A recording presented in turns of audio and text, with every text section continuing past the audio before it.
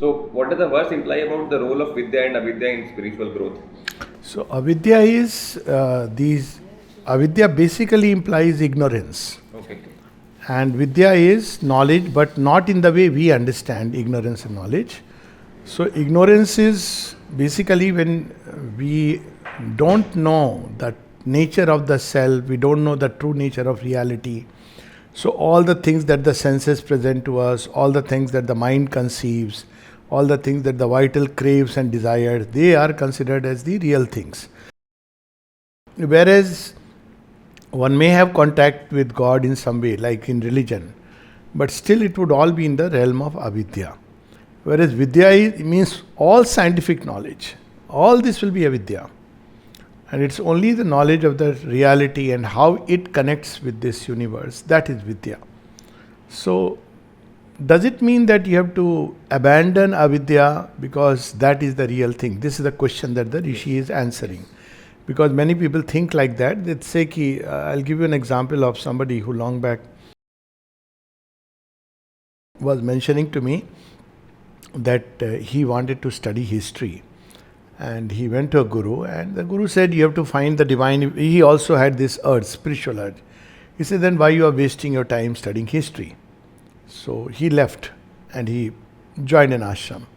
So I said, it's a pity because a lot of preparation goes on through life, and when you have to manifest, then you don't have the instruments ready to manifest.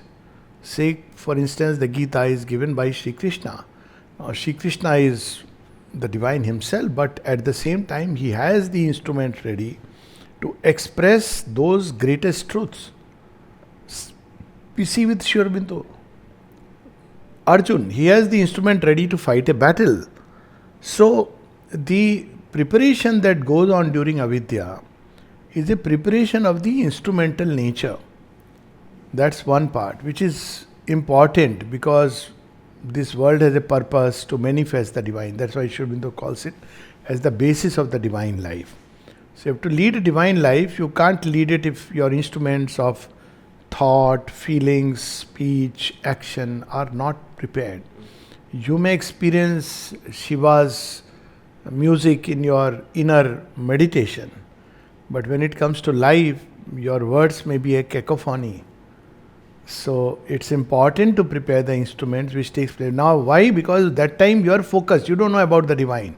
So divine has veiled himself, so that by default you are focusing on these external instruments, and that is the reason why there is Kali Yuga also. Kali Yuga is when there is a veiling. Human beings are forced to turn towards material life. Yes. Now, as a result, they learn a lot about material life, which later on can be used for the higher purposes.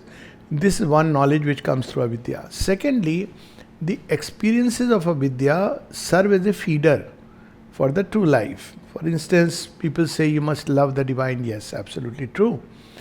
But most people who have not gone through the human experience, they join a monastery or a group, let us say a bhakti group.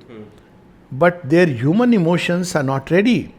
So they will either throw their impure emotions on the divine with abhiman, pride, virya, or they will end up entering into the human experience because they are inwardly not ready. But when you go through the human experience, let's say of human love, you have sounded its limits, you know what it is capable of, you have learned through all that the joy of giving, a simple thing like family life.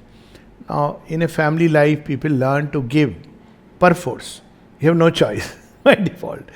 So, when you turn toward the divine, you are ready to really give yourself and you are ready to love the divine in the true way. So, avidya's experience, and we can take a final example, is of a tree growing from a seed. So, seed has the tree in it, that is true. And what does it need? It needs sunlight. If you ask anybody, they'll say sunlight चाहिए, पानी चाहिए, water, you need air, हवा चाहिए, space चाहिए. यही चीज़ें ना, मट्टी चाहिए, मट्टी से उसको nutrients मिलेंगे. पर अगर तुम seed को सीधा, if you throw the seed on the soil, it will burn up.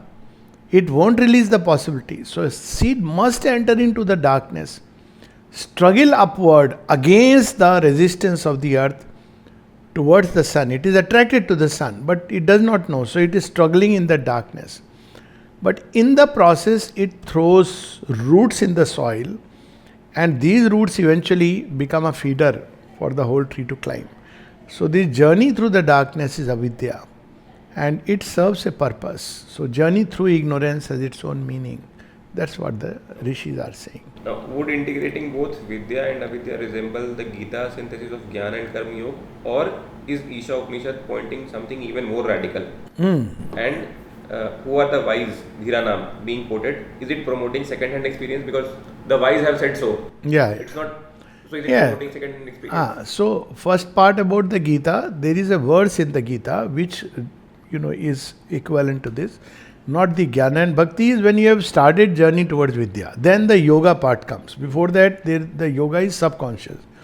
So the Gita has a very interesting verse. He says, Na buddhi bhedam. Those who are knowers of the whole should not delude those who are not the knowers of the whole. Meaning thereby that if Swami Vivekananda is one of the classic examples, somebody went and told him, I want to renounce life. So a 21-year-old young boy. So he said, what do you have that you wish to renounce? He said, first you go and earn 1 lakh rupees. Then you renounce. You see, even in ashram, we don't take just a youngster coming and Bhagwan mein bahut wo hai. Abhi zindagi dekho, thoda struggle karo. That knowledge which would come through avidya. Then around 30, you have some kind of 30, 35, you have some kind of inner maturity. Then you are ready for this. So in the Gita, the verse is, the equivalent verses where it says, those who are the knowers should not delude those who are not the knowers by telling them, no, God is ultimate, turn towards God. This has been one of the problems in India. You see, Mayavad came in, and then this whole idea, this is all Maya. So people stopped taking interest in outer life. Yes. So what happened? You may realize inside the divine. Agreed. But that be perfectly useless. Anyways, your true self is divine. It's like going back and telling him, I have realized. You say, I know that. But why did I send you to the earth? So this is the one. Second part is about the wise ones. It is always like that somewhere the knowledge has to begin. How do I begin? So I begin by the people who have gone on the path and realized in any field. Unless you are doing some original research, that is also possible. It's not excluding that. But when somebody has gone onto the path and discovered something, say in the field of physics, you can't suddenly start with, okay, I'll just do some study, maybe on the nature of atoms. Now, there is so much which has already been done, whether you acknowledge or you don't acknowledge. So, those who have gone before us, they help us. They instill in us both faith and courage that this is possible and doable. Even Buddha, if you see, Buddha is one of those who very courageously carved his own path. Okay, some others have done it also. Buddha is among them. Also in a way. In a way, he did it. So Buddha also did that in a way. But what Buddha gave once he discovered, people nowadays, Neo-Buddhist and Zen Buddhism, they quote things. But Buddha gave the Eightfold Path. He said, Buddham Sharanam Gacchami. Not going into interpretation of the meaning. Dharmam Sharanam Gacchami. Sangham Sharanam Gacchami. Meaning thereby that I have done it, but I know it is very difficult. So I am making it easier for you. So these wise ones are those who have gone before. They are like pathfinders. जो रास्ता बना रहा है जंगल के बीच में से, अगर हम सबको बनाना पड़े तो कितना कठिन होगा. Supposing I say, you have made a nice road through the forest. No, I'll make my own path. Do it, but see what a tremendous challenge and difficulty. So basically behind it, what will be there? Ego. Yes. I'm making my own path. Some are destined to make their own path. In any case, it will be still your journey, which will be unique.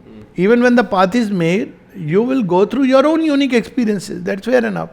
But to say that I'll do it my way, chances are 99.999% that you will just faint after moving, because you are not destined for that.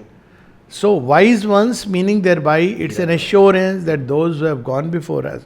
And who is saying this? See, Yagyavalkya is saying this. He is himself a great rishi. There are verses attributed to him in the Vedas. So he is himself a great rishi, and he is saying there are those who have gone ahead. Yes. And this is a very beautiful thing because it brings humility, so important in knowledge. So in Ikebana, I think you must be knowing, there is something very nice which I really loved. So Ikebana, when they do the flower arrangement, they keep the scissor near the arrangement. So you ask them why. So they say, because we have done according to my capacity. Maybe somebody else may like to improvise it. So there is scope of improvisation. There is scope of enhancing, adding. That's how evolution takes place. But then a fundamental path has been carved that, well, go through avidya. How you will go through it is your own journey. And then vidya. So again, what yoga you will take, that's the rishi is not describing. But he says the journey is in these two levels. Don't cut them into two trenchant pieces, disconnected. You have to first go through avidya, you will gain a kind of experience, then you enter into vidya. And even there he says, but in actual operations of life, you have to join the two. So as a doctor, I can say that, well, when I am a doctor, I am just treating according to the typical medicine. But in my inner life, when I sit for meditation, I will be finding God. Or maybe realize God. No, it says that divine power, divine knowledge which has built the world, you get connected with it and let that flow into your work and action, enhancing its quality. So in the Gita it comes in 2-3 verses. For instance, yoga karmashu kaushalam. So how it becomes kaushalam? Because you eliminate the desired self and ambition, and you have offered the work to the divine. Divine is impelling you through your own svabhava. So when you are doing the work in that state, the quality of work is much more, and even the quantity is much more. So that's what is the advice given to man. How can a seeker pursue Vidya without falling into spiritual pride, which in itself might be a subtler form of avidya? Very much. Like that's why all the the greatest of even spiritual ego, that Narad story, Hari. many are there. Many greatest of the verdict that is given in this is that if you want the highest, at the end, you have to even get rid of this desire for individual liberation. Even the Bhagavad mentions something like that. As long as you have a desire, including the desire for liberation, where there is still an I am getting liberated. So you see, where is the root of pride? Is in the ego. And ego says, I am getting liberated. Others is not my concern. Now when I am liberated, I am the one who is a liberated person. And there is others who may not be tuch prani, but who are still struggling. But that's why it says that the true state is where you see the oneself in all. So basically, the only way we can learn to get rid of this pride, definitely people can go into this because they separate life into two parts. There are those like monks can develop it, ashrams can develop it. Ashram mein hai, sadhak hai. They are special people, God's chosen people. You see, even in religion it comes in. Yes. I am a Christian, I am a Muslim, I belong to this sect, my guru is highest. ये सब तो आता है. Others are like, they are less than the favored ones. It's the same tendency. Yes. So you have to learn to see the divine in all, carrying everyone according to their own dharma, according to each one. Then that's one way that pride can go. The second is, once we know that divine is infinite, always this is one of the things that Vidya does is, if truly pursued, that you can't create a sect anymore because you can't say this is the end point, this is the highest. He is infinite. And once you know that he is infinite, then there is no end to the mysteries that he is revealing. By nature, by default, you will become humble. Because who can say that I have found him, I have possessed him, I am the custodian, I am the guardian. Even if you are a master, it is his trust that you are carrying. So this humility comes, one, through the sense of infinity that is born if you actually are into Vidya. And the second is when you get rid of even the desire for personal liberation, see the divine self in everyone. So then humility comes. Otherwise this is a big trap. Yes. Many. I know so much. Plenty. Like Not only that, Swamijis get into this pride that I am a senior Swami. And sometimes a junior Swami is called for cutting a ribbon. I have actually heard this story from a very well-known ashram group. How could they call a junior Swami when a senior Swami is there? Yeah. So ultimately, all this idea, ambition can come in, going abroad. A Swamiji takes a great pride. So all this is very dangerous. And spiritual pride is the worst form of pride, if you ask me, because nobody is there to tell you. See, in normal life, if you are married, let us say, your wife or husband will tell you, look here, you are an idiot, Or if you have a child will tell you, पापा आपको पता नहीं है, पर आपने pedestal पे डाल दिया अपने आप को. अब आपके ऊपर कोई कमेंट आ रहे हैं तो कहीं और आ रहे हैं, आप तो उसको देख नहीं रहे हो, उस हैंडल को मैनेज नहीं कर रहे हो. तो ultimately nobody is there to tell you that look here, be here. The divine आपसे भी नीचे चले गए, वो तो पाताल में भी उतर गए, आपने अपने आप को वहाँ. तो ये सब जो परंपरा चली है ना, ये बड़ी डेंजरस है. श्री कृष्ण ने कौन से अपने को, वो द्वारकाधीश बोला जाता है उनको. You must be knowing, he is not really the king of Dwarka. He never became the king of Dwarka. He never became the king of Mathura. In the battle field is going, Sudama के पाँव धो रहे हैं. तो ये सब स्टोरीज, राम जी की स्टोरीज में देख लो. तो ये पल्पिट पे बैठ के जो गुरुडम शुरू हुआ कि विद ऑल दोज मालाज एंड आडंबर, he is great, no doubt about it, but he doesn't have to prove his greatness by any outer means. The knower is a knower, he will remain a knower even if he moves around with everybody. He doesn't have to prove, I am a knower. So spiritual pride is very dangerous because nobody is there to tell you.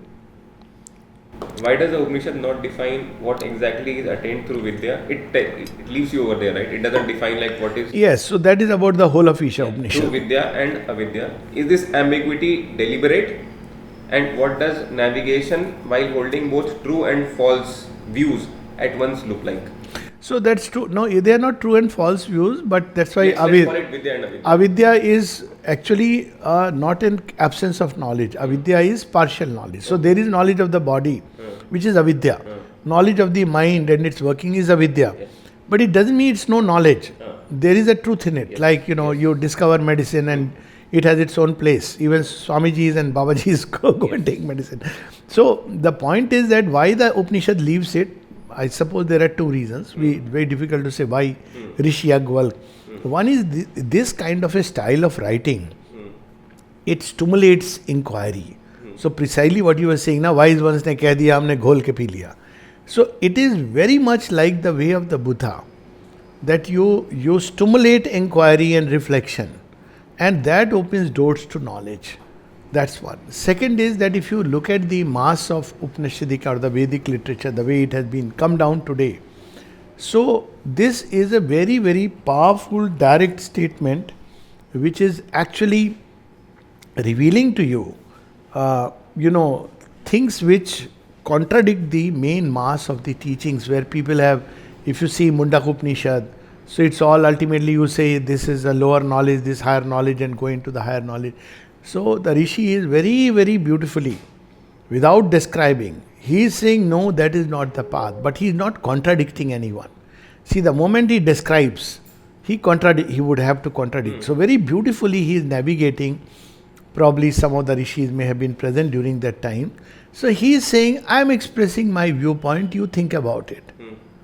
If he has to explain, probably there are others viewpoints which would be contradicted. By viewpoint I mean not mental viewpoint, but actual experiential viewpoints.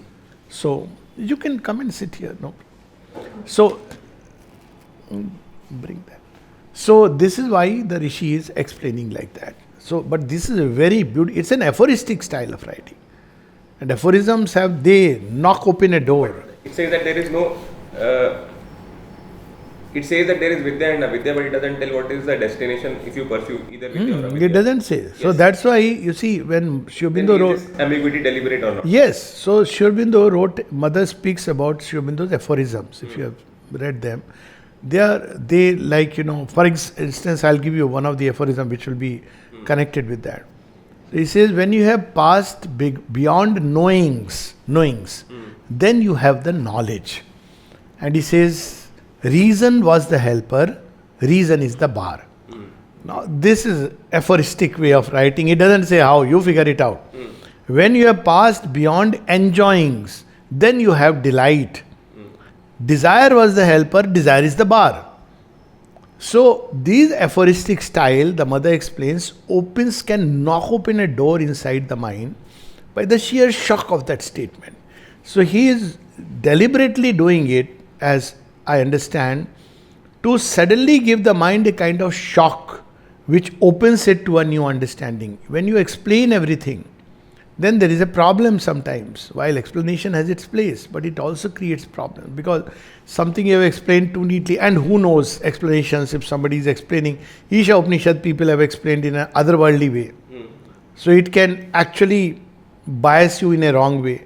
So the Rishi is not doing that. He simply leaves you to meditate, reflect, open the mind and open to that knowledge from where this truth has been derived. Okay. We move to the next one. Vidyamcha, Vidyamcha, Yamcha. Yeah, we touched upon it. Yeah. Yes. He who knows both Vidya and Avidya together, by Vidya he crosses death, by Avidya he crosses death, and by Vidya he gains immortality. Avidyancha mrityum tirtva, Vidyancha amritam ashnute. Very beautiful. What does this crossing death mean? What ignorance can lead to crossing death? Avidya is crossing death. Right? Yes. Through avidya. So which ignorance can lead to crossing death? If avidya helps us cross death, how can it still be called ignorance? Does that not make it kind of essential knowledge? Yes. So ignorance is the path to knowledge. That's one part. Yes. You have to go through it. You can't just suddenly leap into vidya because you'll be blinded. That's how he has described earlier, andham tama pravishanti. Yes. So basically you have to go through ignorance. So how does ignorance lead to crossing over death? So here death is not just about the physical death, but the limitation in which we live. So the moment I say that my body is the only truth, it is, I have already signed a warrant for my death because this body is perishable. Yes. That's how Shri Krishna liberates Arjuna in the beginning. That, this body is transient and it'll die and come back. So basically, the moment we limit anything, with avidya is limitation. So what happens as you progress, these limitations begin to recede. And we can take an example. Example can be like you discover something, let's say a light bulb or a car or flight. So in the beginning, you discover a principle, you can fly the aircraft 100 meters, Wright brothers ने जो किया, उसके पहले किसी ने imagine किया. Now, when you do that, now there is the natural urge to improvise and grow beyond. So that which started as a 100-meter flight graduates into going beyond 100 kilometers into space and Mars. So this experience of avidya gradually enlarges the consciousness. So it is referring to the expansion of consciousness which takes place from life to life. That's why Sambhuti will come next.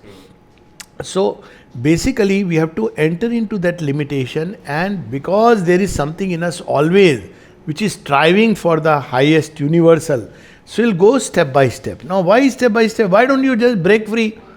So that's where the caution is, that if you try to break free, it's like prematurely you are breaking the egg. The chick is not formed. So that experience, slowly you widen. It's like taking one life example. In one life, when a child does certain things, parents have one way of reacting, grandparents have a different way of reacting. So parents often say, oh, iska kya hoga, what will happen, because they are governed by, and the child is not even bothered, he says, what I am doing is right. Then grandparents come and say, tu bhi tha, aise karta tha, you were also like this. So what happens now? In one lifetime, because the grandparents have gone through this, So they can very confidently tell you that, look, this is a process of growing up. Sometimes they will say, let him be a little naughty. He is inquisitive. Just allow him. Because they have gone through this knowledge. If they had not gone through this knowledge and the wisdom that grandparents have, suddenly you see manifested in a sannyasi who has never gone through it. So you tell him ki, my child is like this. Aajkal ke bachche aise hi hain. Because he has not gone through that. So you have to gradually, your consciousness has to expand, and by that expansion, even the form, form is not just the body, that's the eventual, but even the personality, the mind, it becomes wide.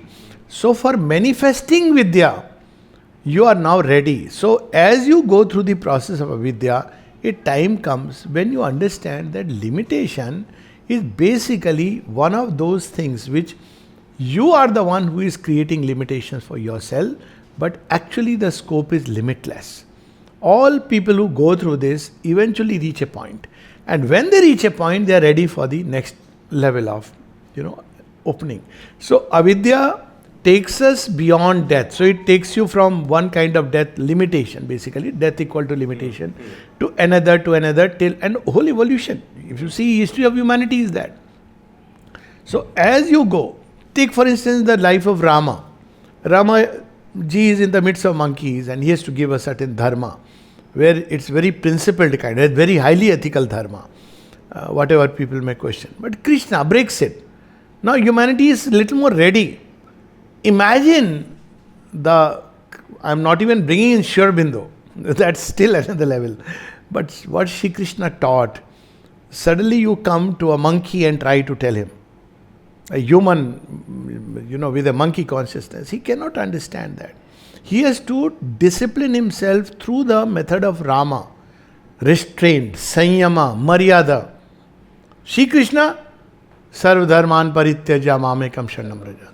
So that's why through avidya, you get prepared slowly to go beyond all the limitations. If you do it suddenly, your situation will be like the person who said, all is God, so elephant cannot harm me. Yes.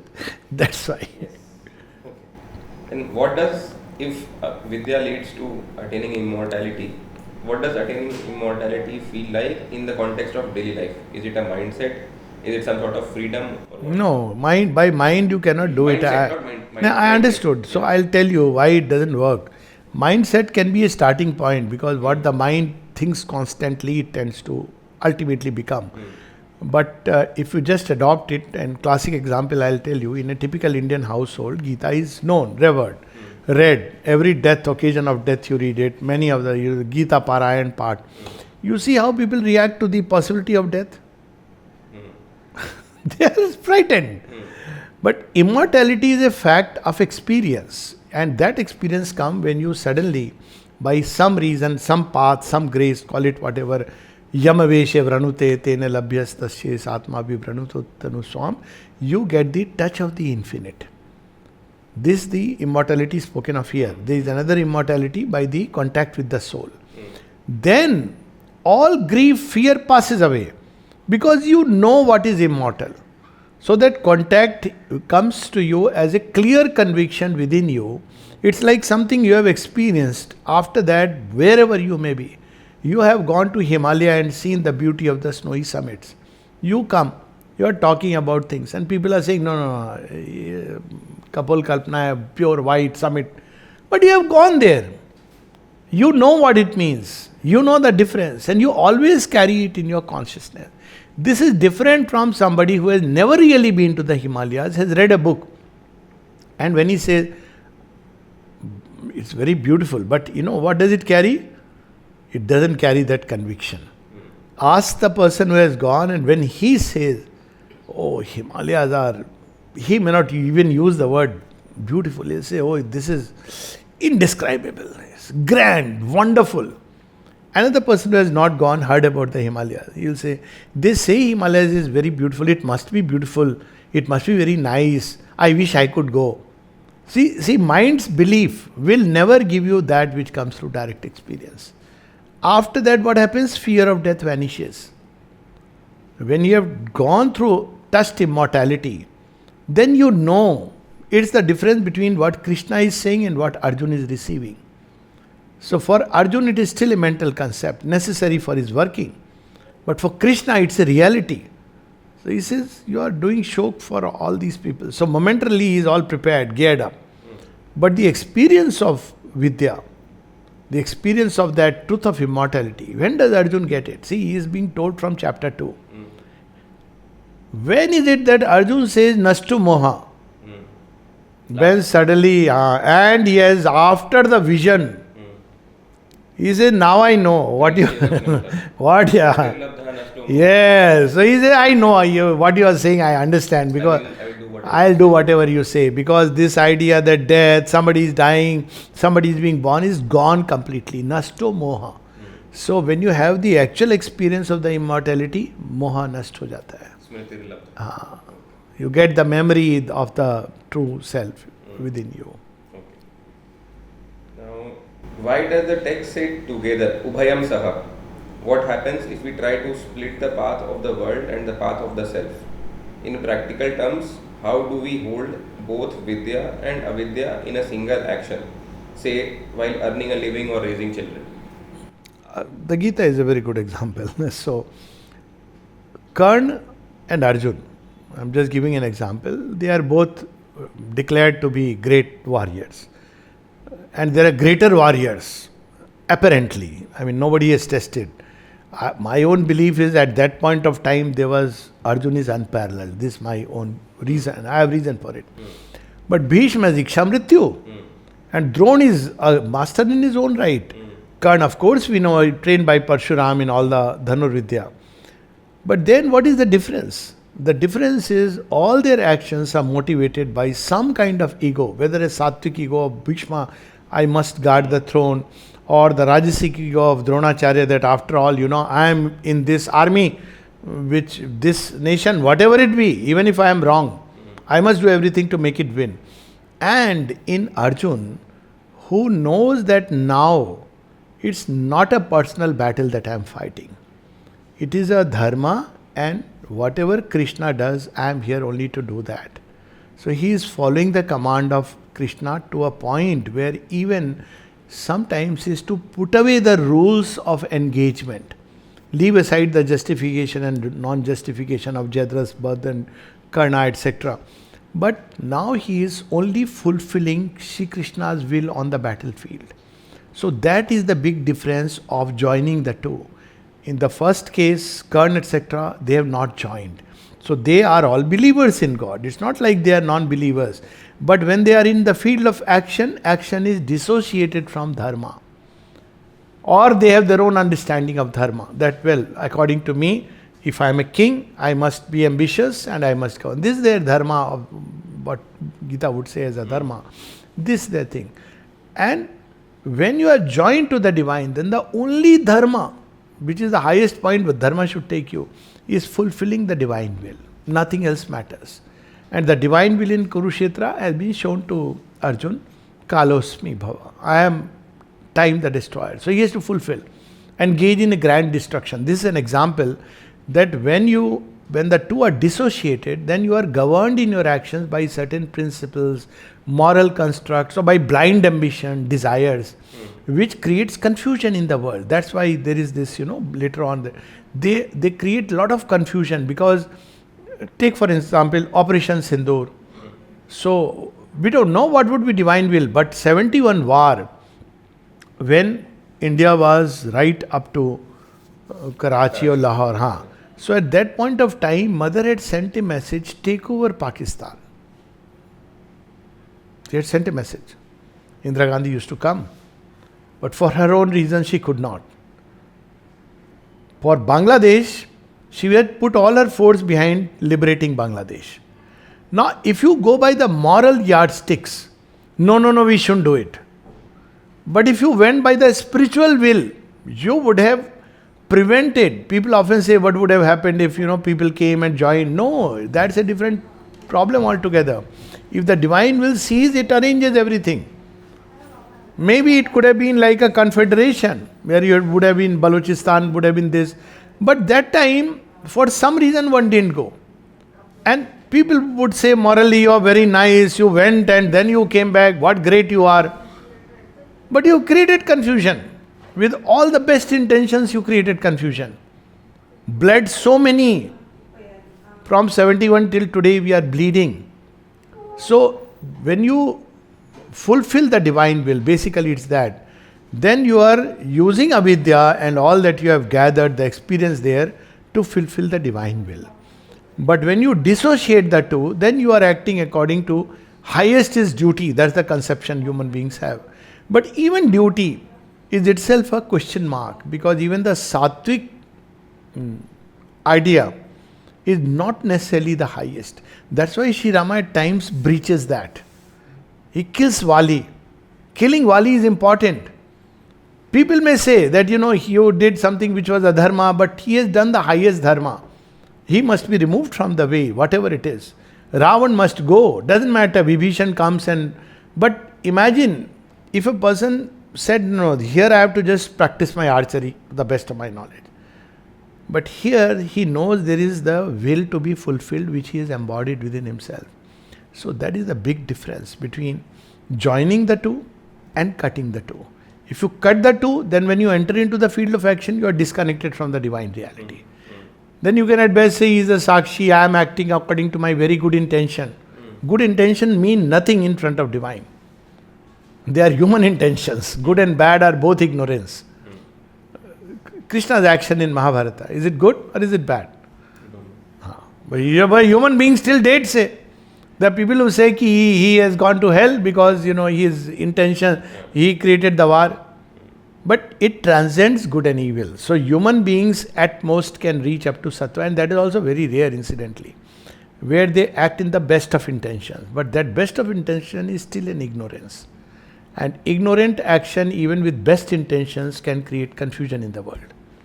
So that's why Vidya and Avidya. Vidya, let's put it like divine will, and Avidya as like the field of human ignorance, human will. So if we split them, there is confusion, cacophony, and if we merge them together, then human will becomes an instrument of divine will. Human knowledge becomes an instrument of divine wisdom. Human love becomes an instrument of divine love. Rather than cutting into, okay, in my family life I have to do my duties, then I will sit in meditation and realize God. Because God has nothing to do with the world. When I am in my family life, everyday affair, then I have to apply my little buddhi. Yes. So in day-to-day life, how do we kind of, everything, remember. How do we hold both Vidya and Avidya in day-to-day? Connect everything to that. How do we do it? It doesn't mention here. Yes. But the Gita speaks of that. Remember and offer every action, however trivial. Yuktahar viharasya. Everything should be done as an offering. So what you are doing, creating joining points, linking everything. From the moment you get up, you go to the washroom. There is a story where Mother Udar Pinto suddenly after 20 years says, Mother, how's my sadhana going? What do you have to say? Okay. So he says, what is missing? He says, what do you do when you get up in the morning? He says, I go to the bathroom. Then what do you do? I brush my teeth. How do you brush your teeth? He starts showing. He says, all not correct. He says, you should brush that you are brushing thinking of me. You are taking a bath. You are preparing the body for my work. So you see the difference? So you have to connect through offering. That's what the Gita gives us a clue. So here he doesn't give a clue. He leaves you whatever way you want to, but connect the two. He doesn't even use the word divine. He uses the word Atma. Yes. But Atma is conscious being. It's not just a jada self. So the moment you say conscious being, you can equally say divine. Doesn't matter. But divine is a word where being, non-being, everything can be put in. That's why it's a beautiful word. But point is, connect yourself with the divine in all the actions. And offering, remember and offer is one of the simplest of ways. We'll move to the 12th one. Andham tama pravisanti. So they enter into blinding darkness who worship ignorance, into even greater darkness, as it were, those who delight in knowledge. Yeah. Right? Blinded by the light. Blinded by the light. So if both ignorance and knowledge lead to darkness, what is the point of seeking? Not just darkness, greater darkness. So the same truth comes here again, that he uses as Vidya, uses darkness and light. And he uses later on Sambhuti Asambhuti. So both, all they run in a continuous flow. Yeah. So, well, this is ignorance, so it is darkness, we understand. But ignorance has a purpose. That's what we are being told. If you say that this ignorance has no purpose, and therefore I must enter into the light. So when you enter into the light, you are not ready because you have not gone through the process. That's what he is saying, that you have to go through. There is something which we gain by avidya. And when the eyes, there is a line in Savitri, very beautiful, the eyes that can look in the night shall see God. So even in darkness, you are able to perceive the divine will in the field of Kurukshetra. Then you are ready. Otherwise, if you go straight leaving this unprepared into that light, you'll be blinded. So you see, when children are born from the womb, for many their eyes are closed, and it is even advised, don't let them straight away go to the sun, because the same symbol story repeats itself. Why? Because if they go straight into the sun, they'll become blind. The instrument is not ready. So this instrument becoming ready, why, that he doesn't say. He hints. Actually, everything is hinted here, but that comes later on. When he talks about Agnene, Supatarai, and he talks about the divine will, Kratos Markatam. But that comes later on. He speaks about Saparyagachata. So they are all ultimately leading towards that. But right now he doesn't say that why. All that he says is that if you jump from one to the other, you are simply blinding yourself.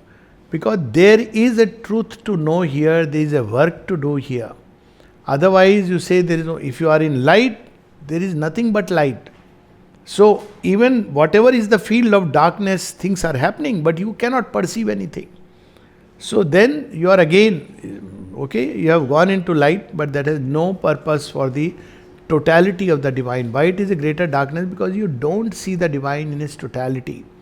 He is not only there, he is also here. Here he is evolving through the processes of creation.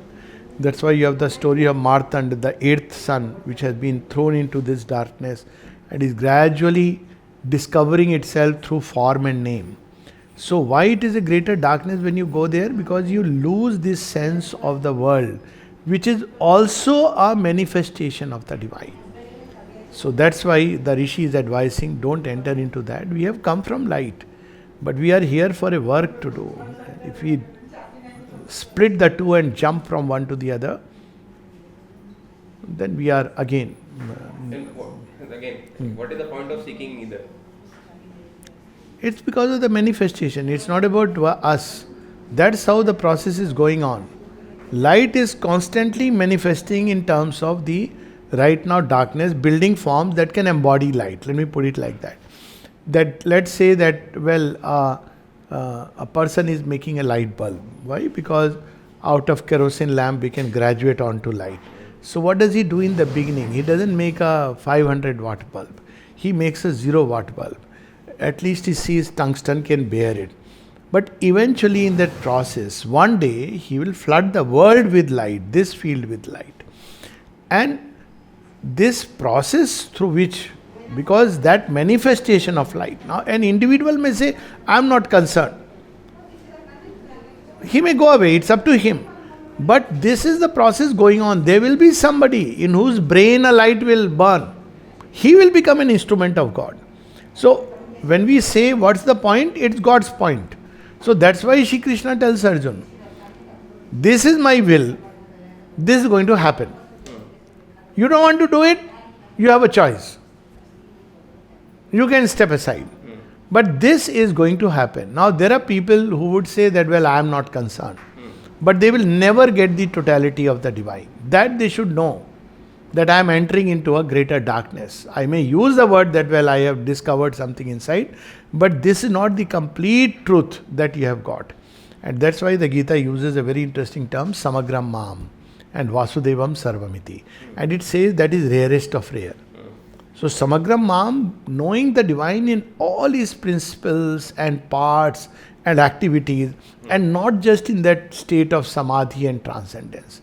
So while it's not saying that you cannot do that, it's simply saying that that's another kind of darkness you are going into, and an individual has a choice to do that. But he should not be under the illusion, another kind of illusion, that is the total truth. The total truth is all this and that. As they say, one way is neti neti, the other is iti iti. So this is what the Upanishad is pointing toward. That, but in an aphoristic way, because it shocks the mind. How can light be darkness? So it's a darkness because you have cut off an entire field, and it darkness in that sense. Outside, supposing there is dark and all kinds of things are happening, you're frightened. You enter into a house where there is light. You close the door and you say, I'm in light. Yes, but that part which you have left outside is also something is going on there.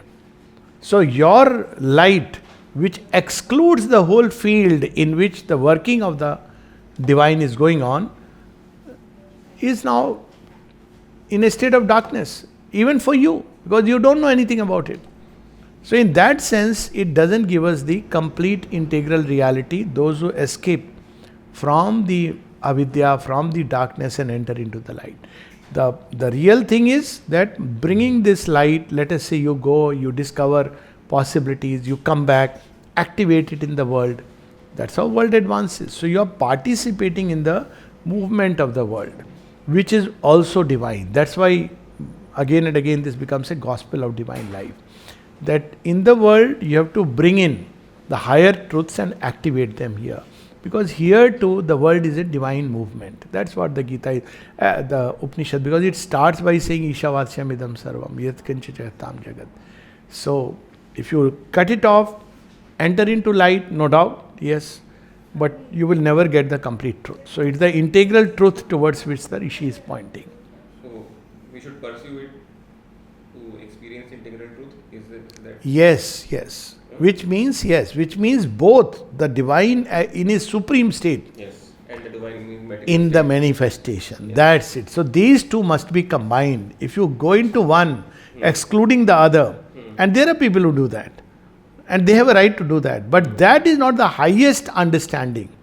The highest truth is where the two are brought together. Divine beyond the manifestation and divine in the manifestation. Yeah. Now, if devotion to knowledge can lead to greater darkness, what kind of knowledge is the Upanishad warning us against? That's it. A knowledge which is disconnected from, again, some Upanishad divide into higher and lower knowledge. So, a knowledge which is cutting you off from all the phenomena and whatever is happening in this universe. So, it is a knowledge. It's like I have the God knowledge, let us say. But I can't, when it comes to healing, I have to use the conventional methods. So that knowledge is wonderful for me. Maybe a few people will get relief just being around, and you'll see. Hear some of these talks by some of those who have taken sannyas. So when they speak about things, you will see that the understanding is very shallow. Yes. Because you have cut yourself off, and you're just using cliches. Yes. So that's precisely because you have cut yourself from this and you have gone into knowledge. But knowledge should illumine ignorance and not dissect ignorance. So what is the point of knowledge which doesn't bring a greater light into the field of ignorance? I know about God, but if the snake is there, it bites and I die, just a normal.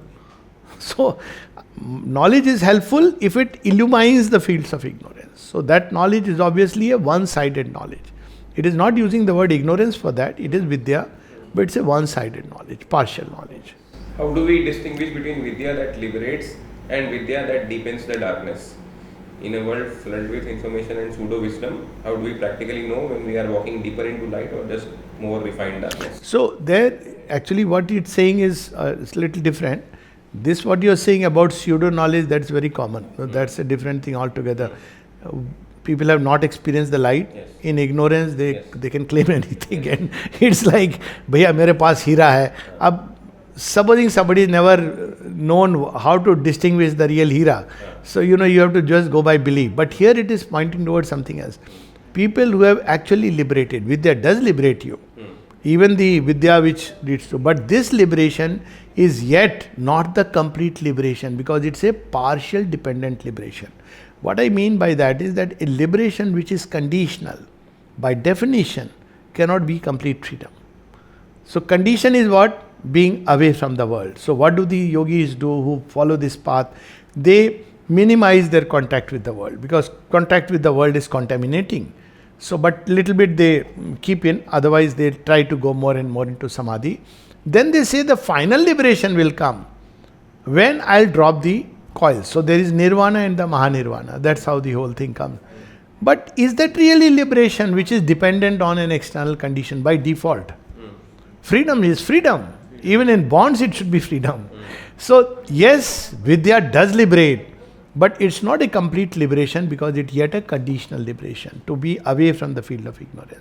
But true liberation, or the complete liberation, let me put it like that, is when wherever I am, even in rags, I am God. Even while I am walking in a car or going in a traveling in a car, I am God. When with that full thing, like Sri Krishna, as a charioteer, is not a very, it's a good work, but not as dignified as, let's say, a warrior. And he is a warrior, still he becomes a charioteer. Still he is Paramatma. So that is the utter freedom. Krishna doesn't have to say, no, you know what, I can give you some nice counsel. I won't really fight, because if I fight, I will lose my freedom, spiritual freedom. So I want to sit on the banks of Saraswati and meditate.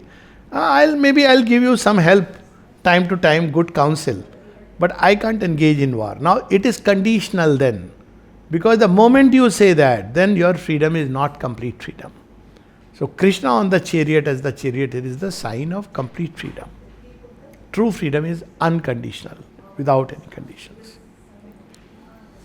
Why does the Upanishad seem to criticize Vidya more harshly than avidya, calling it greater darkness? Good reasons, I must say. Because this is the problem that we see in India. What happened today? Because see, people pursued only after Vidya and they cut the world into two pieces. Look at the result. People rightly question us that if you people were so great, why this state where even the roads are not clean? It's a fact speaking. It's because we did this. Now this Upanishad, I must say, is ahead of its times. Now, whereas had we followed the path that this Upanishad is indicating, the path of the Gita, we would be living in a different Bharat altogether. And that's why I keep telling in everywhere and wherever possible I repeat it, there are two ways of looking at Sanatana Dharma. Both are Sanatana Dharma is a very wide thing. One is the Bharat of Krishna, the Sanatana Dharma of Krishna and Rama. Other is the Bharat and Sanatana Dharma of Shankaracharya and later. I said that is, the former is the Sanatana Dharma which makes you in every which way wonderful, both in a sense, in realization as well as in manifestation. But the other Sanatana Dharma, which subsequently that this is a field of Maya, illusion, separate, it has weakened us. So it's very rightly, very harshly criticizing, because if you are in avidya, still there is a possibility that you may, realize something, because a man in darkness does know. A man in darkness has a chance because you are struggling. It's a nice phrase in Hindi, na? कि सोए को जगा सकते हो, जागे को कैसे जगाओगे? So a person is struggling in darkness, ignorance. You can awaken him that there is an integral reality. Somebody who has had an experience, become a monk, and has followed that path. Now you tell him you have missed the integral truth. He won't come back. It's very difficult. So that's why he is cautioning that, look here, before you step into that, jumping the gun and going beyond avidya in your haste and rush, you are storming into vidya, abandoning this whole thing, then just know that you are actually entering into a greater darkness. So it is very harsh and it is required, because otherwise many people have a tendency to do that. It has done a lot of harm to India, and thankfully average human being cannot follow it. Because average human being in avidya, struggling, still has a chance of an integral truth, because he wants God in his everyday life, not that kind of transcendent in samadhi. So that's why it's harsh. Now let's for a time being understand Vidya. Let's coin it for the time being as self-improvement. Self-improvement or soul searching or seeking the higher Now, how might this verse, if we look at it that way, then how might this verse challenge the modern obsession with self-improvement, mindfulness, or knowing oneself? That's not really Vidya, but we may say that striving for Vidya while in avidya. Yes. So every effort which you do towards self-progress, self-improvement, the words are not important, progress. It's a good thing. That's what he's saying, that in avidya, you're slowly expanding. So what is self-improvement? It depends on how you place yourself. So if I am anger prone and I say I want to, master my anger, it's one kind of improvement. Not all are trying to really arrive at the highest truth. But all these steps are needed because they prepare in some way or the other.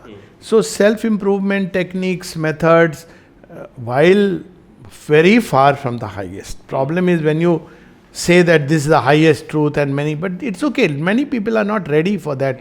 So it's okay that at least they have an urge to exceed their limits. So exceeding your limits is always a good thing. So that's what is the message of avidya. Okay. You realize your limits, you want to exceed it. Any which way. You may try to do it. See, look at what is happening in the human body through Olympics. The records are being broken. The same human body, but the human body is transcending its limits. Studies, again, your mind is expanding, capacity is expanding. So it doesn't matter any which way. But one should not mistake that a mindfulness meditation is the same thing as ultimately you realize the same thing what the Gita is saying. That is, of course, a foolishness. That claim is foolishness. Okay. Yeah. Thank you.